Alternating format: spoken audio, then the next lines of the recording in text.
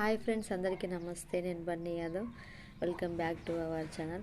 ముందుగా అందరికీ thank you అండి. Thank you so much. ఎందుకనంటే అసలు నా ఫేస్ చూస్తే అర్థమైపోయి ఉంటుంది మీకు. నిజంగా ఇవల్ల మస్తు అంటే మస్తు హ్యాపీగా ఉన్నాను నేనైతే.